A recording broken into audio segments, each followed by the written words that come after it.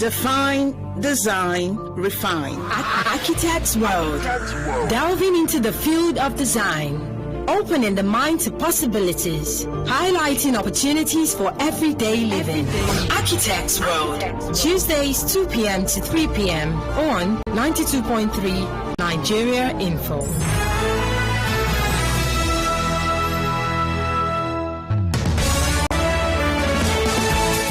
A very good afternoon to you. Welcome to Architects World. You know that every Tuesday about this time we get to delve into the world of design and architecture and how that affects you in your everyday life. Welcome once again to Architects World. I'm Gabriella Anyanwu. 9 minutes gone past 2. Today we get to have conversations about modern day interior design. Yes, let's talk about your home, your house, your space. I know there are people who currently hate the design of their homes. You know, well, hate is a strong word, but because you liked it one time, and that was why you opted to pick the design or decoration because you thought it suited you at the time. And maybe it actually did suit you for a while, but now you don't get to feel the same way when you walk into your house. You know, that current design or decoration or how your house is just set, it doesn't just give you life like it once did, and you feel like there's a need to redecorate.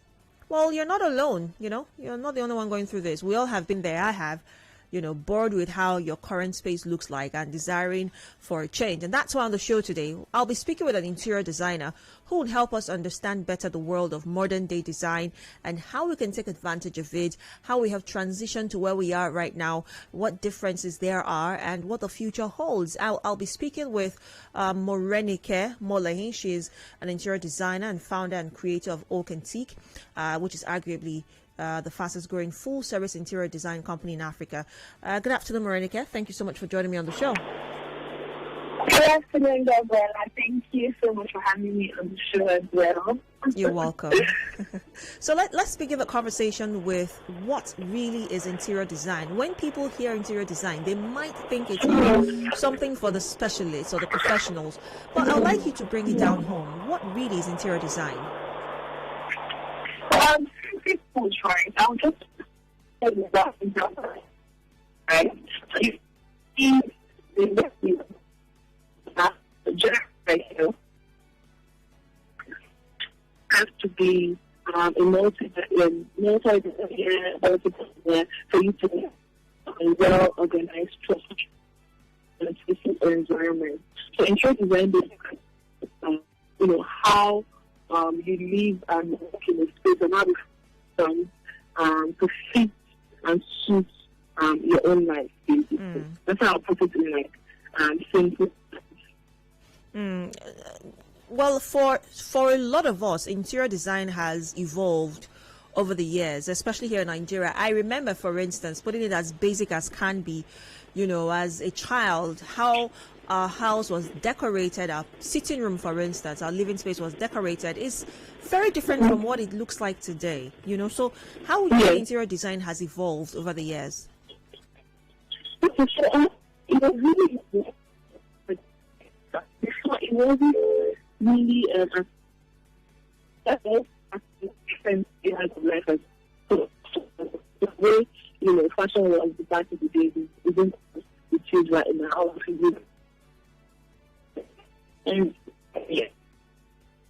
it's past that now, sticking with food as well, right? So also interested as well as also taking that pattern, such that now we're now very intentional about the way we want to live, right? So before, people would just when they get out or get in space, probably just put things together without considering many factors. But now people are now beginning to take the conscious effort to put like a structured house together or a structured office. So it depends on what space you're looking at, right? And I would say that right now it's a lot better, thankfully, because of technology, social media. Before we did not even know how spaces should look like, right? So now you go into spaces and you can tell that this place was properly designed, right? And you can see the in a designed space, right? Such that same thing for yourself. So that has kind of played a big role in how you trend right now. What would you say has influenced this, evolution, as it were, with interior design, especially here in Nigeria? I can't really hear you. Can you hear me now? Yes, I can hear you now. Yeah, so I'm asking, what would you say has influenced this evolution? I still can't hear you well. Okay, so here's what I'm going to do. I'm going to have to cut the call and call you back and see if we get better connection. All right? Okay. All right, so I'm going to do that shortly. Don't go away.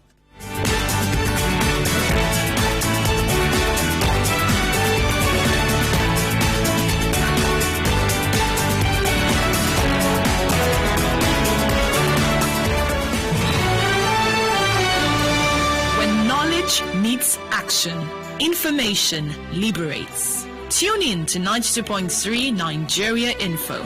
Catch us online on Twitter and Instagram at Nigeria Info PH. On Facebook at Nigeria Info 92.3 PH. Drop a comment, like, and share posts from your #1 news, talk, and sports radio station, 92.3 Nigeria Info. Did you know? Did you know? Did you know? Did you know? Did you know? Did you know? Did you know? Did you know? Did you know? Did you know? Bole and fish. Bole and fish is a Nigerian delicacy made of roasted plantain and fish. The meal is a special street food or roadside delicacy which the capital of Rivers State, Port Harcourt, has been identified with. As a matter of fact, Port Harcourt is now known as the capital of Bole and fish, as visitors who have heard of the delicacy always request for it as a treat. The ingredients that make up Bole and fish, plantain and fish, are readily available in Rivers State, which is a tropical rainforest region. Plantain is a staple food in many tropical regions and easily grows in swampy areas. It could be prepared ripe or unripe and is either fried, boiled, smoked, or roasted. The many rivers in Rivers State make fish available for the bole and fish combination. Bole and fish is usually served with a hot and spicy palm oil sauce or stew, with secret ingredients only known to the one who prepares the sauce. Remember, palm oil was once the mainstay of the Nigerian economy, so it is no surprise that it's a constant for the bole and fish sauce. There is a variant of bole and fish in some parts of Nigeria. In the western parts, it is known as bole, and it is served with ground nuts. However, a well-prepared bole and fish from Port Harcourt would leave you with a finger-licking experience and longing for more. Did you know? Did you know? Did you know? Did you know? Did you know? Did you know? Did you know? Did you know? Our freedom depends on our proactive responsibilities. Let's talk, act, and be about development. With one voice, our potential is realized. This is your #1 news, talk, and sports radio station. 92.3 Nigeria Info. I am listening.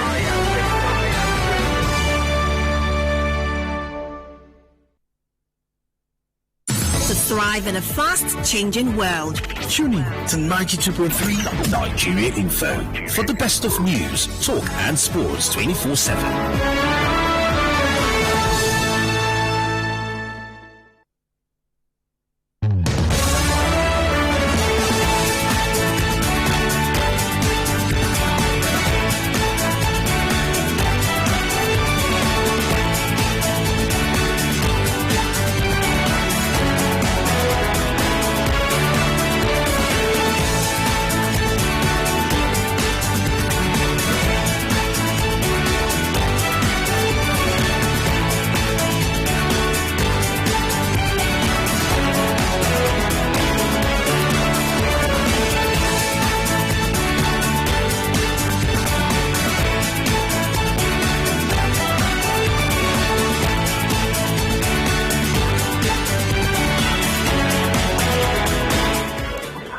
welcome back to the show. I've got my guest back online. Good to have you join me once again, Morenike. Thank you so much. Lots better now.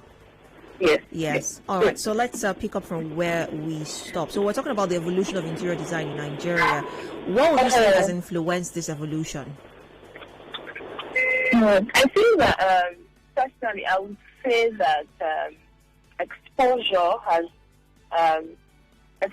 played a big role.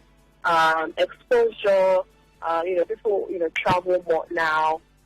Aside from traveling, I would also say that the internet has also played a big role, right? So aside from traveling, what you see online, and then also just interacting with either people, via the social media handles. So I would say that this is a part of the thing that has also helped with the evolution of interior design in Nigeria. Okay, we'll come back to how design affects us personally and in our professional spaces. But let's talk about some of the setbacks that we still experience in the industry. Being a very key player in the interior design industry, what are some of the setbacks you would say that you still experience, and how would you suggest that they be tackled? I think aside from the fact that the interior design industry, or the construction industry as well, I would say that one big factor will be human resources. So in terms of people more generally, people that work directly with you, contractors, artisans that you work directly with, that's usually a big challenge, right? Because we don't have enough technical schools, for people to learn some technical skills that will help us. So for us as interior designers, right, you design, like I always joke, you design heaven and earth, right? And then when it's down time, start executing, finding the right people to execute your ideas, can be a big challenging, right? So that's one angle. Another angle would be, just generally the Nigerian factor, right? There's just so many moving parts, so many things that play out. Some things you envisage, some things you plan, and some things, no matter how much you plan, you've planned that these are the scenarios that can play out. Something just comes from nowhere and hits you backwards. Ordinarily, that will not happen in another country, right? So for me, I would say that, personally, these are like the key challenges that I face in this industry. All right, let's talk about how an individual can inculcate interior design, into their personal space. So think about a medical doctor or a professional or a businessman or woman or even a student. How can they inculcate interior design into their personal living spaces? Okay, so first of all, right, I'll just use like a generic answer, right? Especially because we have conversations a lot with individuals, right? Different kinds of people, working professionals, stay-at-home moms, like you said, doctors. Sometimes we also design for students as well, right? Some kids maybe. We also do commercial interior design as well. So first off, we just would want to find out how you live your day, like day-to-day, your normal day-to-day life, and then we pick from that. And then we now curate and design your space based off on that.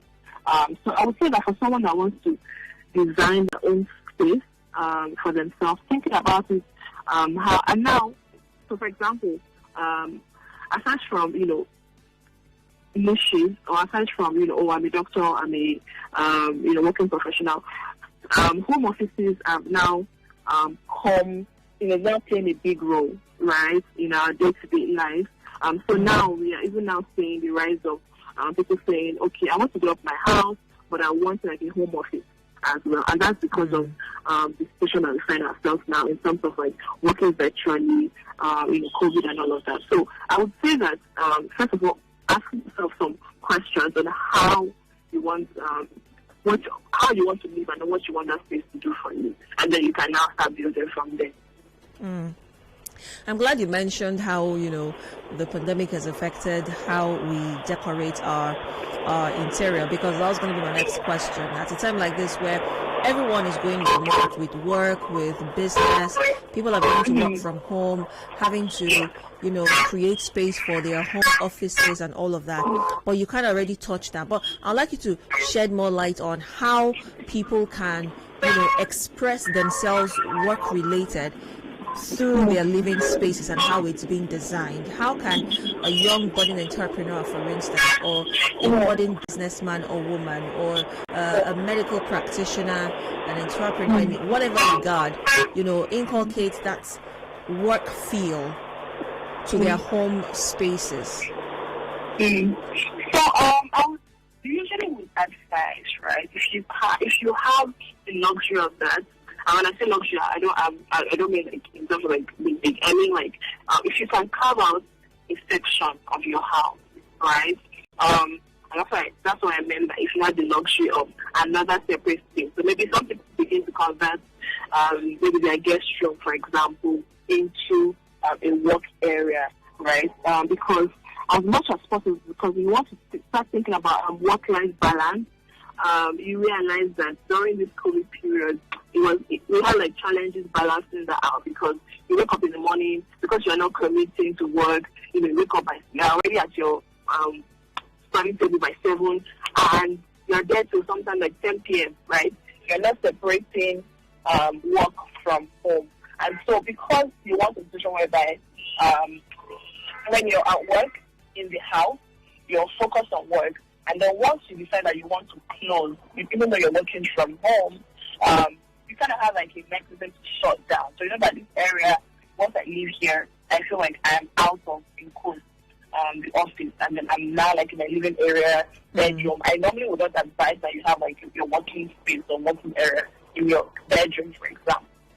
Just so that also helps with like mental health as well. So if you're always working, right, even when you want to just lay down on your bed to rest, psychologically, because you're seeing like laptop, printer, paper, everything scattered around, it still puts you in that work mode and doesn't allow you to, have that rest mode that you desire. So even though you're working at home, we always say come out in separate areas, completely from like your living area, dining area, your bedroom area, so that you can just have like that balance, because it can actually be very tricky at some point where you cannot really differentiate between work and living, right? So that's like one of the challenges, but I think that we are getting better at it.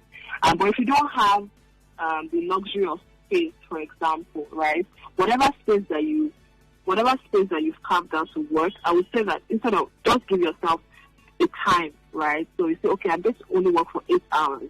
And make sure that once the 8 hours is up, you shut down and completely, take out everything that has to do with work, so that you can then now function and then be in the rest mode. I'm really glad you mentioned that, because for some people who have their work, tables or set up in their bedrooms, this is quite a joy. Yes, I know. Especially for those who also, because for instance, I know someone who has his workspace in the sitting room, in the living area, and imagine having to work and then you're peeping at that series or that movie, so that distraction also. There's lots of distractions. Yes, exactly. Yes, I'm really glad you mentioned. I always just advise against it. So stay clear from the living room, dining, bedroom, right? Only if you don't have the luxury of space, right? Some people, what they will do is that they will carve out like their dining, where they'll be working from, and so what will happen is that you have to find ways to kill all distractions that will come up, right? Sometimes, you're so close to the kitchen, you stand up, go and take some things, you're not supposed to be there. Normal office hours, you will not be tempted like that, right?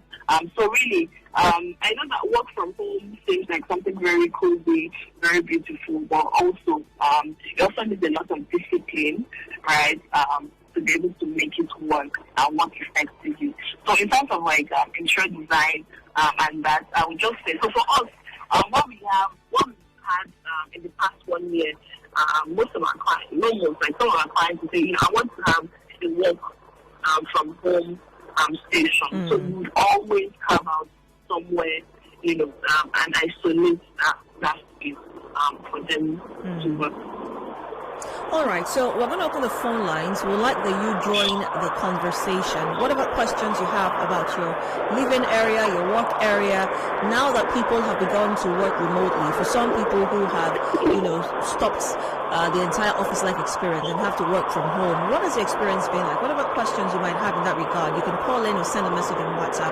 The phone lines are open. The WhatsApp number as well is open to your comments and questions. Now, back to you, Morenike. Some people believe that hiring interior designers to redecorate is expensive. How true is this notion, and how can we begin to spread faster or better the gospel of interior designers? I would always say that in that way, it's going to be expensive, right? So if you don't hire an interior designer, you pay daily for it as well, right? So what do I mean by that? So you don't know, you want to do it by yourself, right? You're going to be working with artisans. You're going to be, making some calls or making some shots that if you're not careful, you can make mistakes, and then it can make you spend more money, right? So I think that it's part where people then realize that there's this thing, pound foolish. Pennywise, right? pounds foolish. Yeah. Yes, exactly. So you hire an interior designer, so that first of all, take off all the stress. Second of all, you're probably not good at design anyway, right? And then you just need someone to be able to coordinate, all of these things. And then also, when you now bring in the people factor, having to work with multiple businesses. Sometimes when we're doing projects, right, we're working with like 30 people, 40 people, and then you just imagine having to coordinate all of these people. And then to top it off, if you decide to do it by yourself, there's no way you will not make mistakes, because this is not your field. Some of the experience that we've gained over the last 8 years, for example, would not allow us to make some certain mistakes, as opposed to a regular person that wants to take on the job for themselves. And then also, there are different types of interior designers. You have those that, work with your budget, those that are HNIs, and I think that you just find the one that actually suits your budget. But at the end of the day, I'm an advocate for hire someone that it's their job or it's their specialty, and let them do the work. For us, right, all we just do is charge our professional fees, which like any other thing. And so if you go to a medical doctor, you would pay for his professional fees, but you have to buy your drugs yourself and stuff like that. So I would say that for now, you have to say that really like that's all that they do. They actually work with very low budget interior designers. So you can also explore that option. Now we're going to take a very quick break, but before we do that, there are some people who also believe in the notion that it's an unnecessary expense, to make or to invest in. It's not just that, just to have chairs and curtains and television and furniture. So what's the point? Expense until you realize that doing it yourself, right, will even cost you more, right? We've done this over and over and over again, and then we've had instances. In fact, we had someone call us, so she had used our services, I think, say 3 years ago, right? And then we did everything, and she was really satisfied. 2 years after, right, she calls me and she's like praying for me over the phone, and she's saying, for some reason, I thought that, let me do this. I wanted to do my daughter's bedroom, and I decided that, don't let me call these people. Let me do it by myself. And imagine someone calling you and just praying. I didn't know that this was what it would involve until I got, until I started doing it myself. So sometimes you don't know. You think that, it's really expensive until you start doing it by yourself. So I would say that hiring the right person, and hiring a trade designer, it's not a luxury like that. It is, I would say, it's only a necessity. Now, my final question before going on a quick break: how does interior design, how does the setup of our living spaces affect us mentally, if you understand what I'm trying to say? So there are people who believe, it's just interior designing, it's just space, it's just having chairs and furniture. But how does that affect how we think, how we perceive of our environment, and in turn our mental state? You're asking me a question, right? But I want to ask you a question, right? I'm sure that you've been to a hotel before, like a hotel, probably like a 4-star, right, hotel. Once you enter into that bedroom, how do you feel? I knew you were going there. I knew it. You know that it's different from. I'm sorry, I don't know how you. Yes. But I'm just like, yes. I'm sure most people will be like, it's different. It's just something like. Yeah. But you cannot place your hand on it, but you know that there's a difference, right? And so I think that's like the best answer that I can give, because people can kind of like relate to that question. I like the way you answer that question. Fantastic. Yeah. All right, so we'll take a very quick break now, and when we return, the conversation certainly continues. We'd like for you to join in. We'll have some questions already on WhatsApp, but keep your questions coming in on WhatsApp. The WhatsApp number is 0809-030-6416. The phone lines would also be open, so you can call in and ask your questions or drop your comments. Don't go away. Connect with your customers. Advertise on 92.3 Nigeria Info. Visit our downtown office at Shop 9, Mediatrix of All Gracies Plaza, opposite FIRS, Stadium Road, Port Harcourt, and book your commercials. Call 0817-001-8162. That is 0817-001-8162. And let us connect you to your customers. Connect with your customers. Advertise on 92.3 Nigeria Info. Visit our downtown office at Shop 9, Mediatrix of All Gracies Plaza, opposite FIRS, Stadium Road, Port Harcourt, and book your commercials. Call 0817-001-8162. That is 0817-001-8162, and let us connect you to your customers. Connect with your customers. Advertise on 92.3 Nigeria Info. Visit our downtown office at Shop 9, Mediatrix of All Gracies Plaza, opposite FIRS, Stadium Road, Port Harcourt, and book your commercials. Call 0817-001-8162. That is 0817-001-8162. And let us connect you to your customers. Connect with your customers. Advertise on 92.3 Nigeria. Structure. Masterpiece. Residential. Industrial. Commercial. Define, design, refine. Architect's World. Delving into the field of design. Opening the mind to possibilities. Highlighting opportunities for everyday living. Architect's World. Tuesdays 2 p.m. to 3 p.m. on 92.3 Nigeria Info.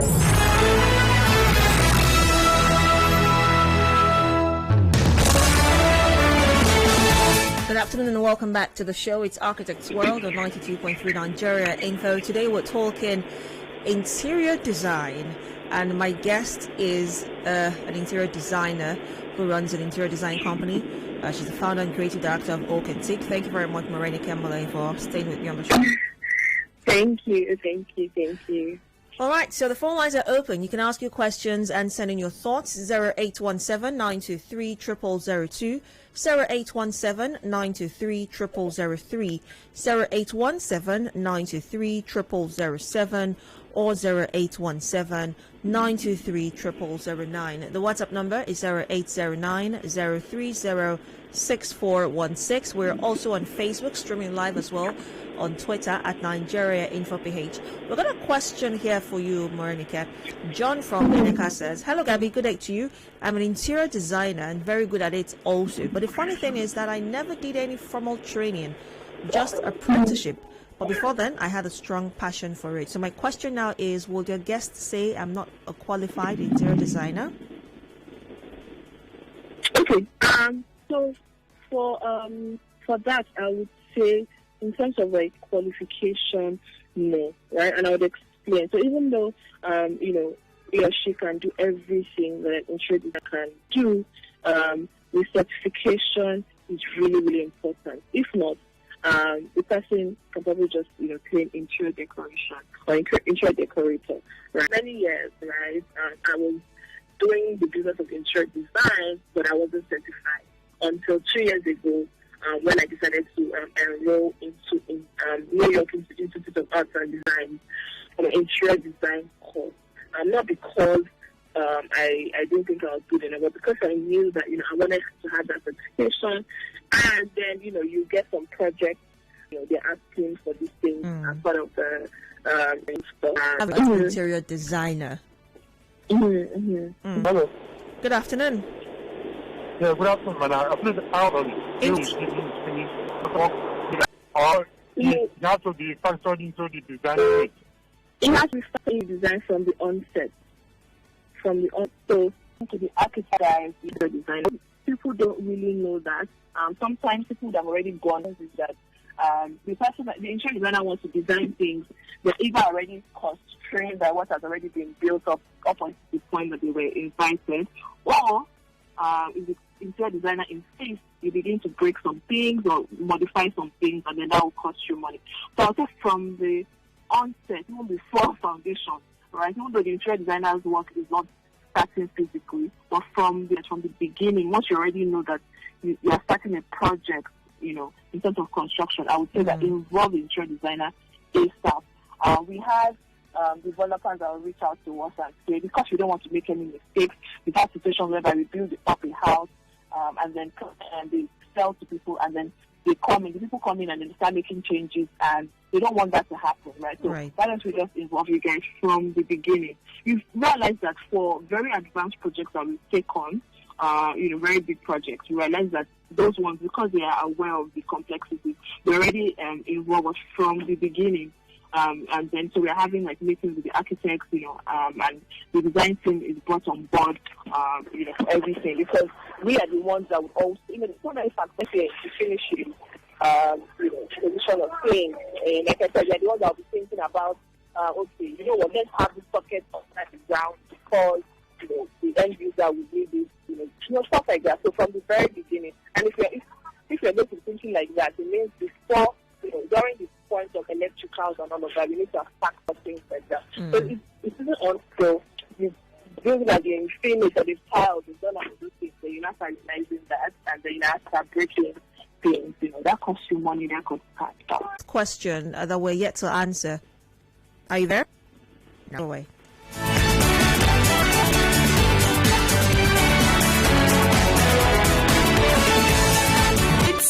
Advertise 92.3 year info. Visit our downtown office at Shop 9, Media Tricks of All Gracies Plaza, opposite FIRS, Stadium Road, Port Commercials. Call 0817 001 8162. That is. Did you know? Did you know? Did you know? Did you know? Did you know? Did you know? Did you know? The network is acting crazy, but can you hear me? Okay, great. So we're coming down to the end of the show anyway. There's a question here we're yet to answer. Whenever I finish designing a job, I am never pleased. What can be the cause, and how can I change that mindset? Oh dear, the line is breaking. Sadly, we're going to have to wrap the conversation up right now. Okay, she really cannot hear me, sadly. We'll try call her again. I think I should try call her again. Shouldn't just give up like that, should I? No. So I'll call her again. Stay tuned.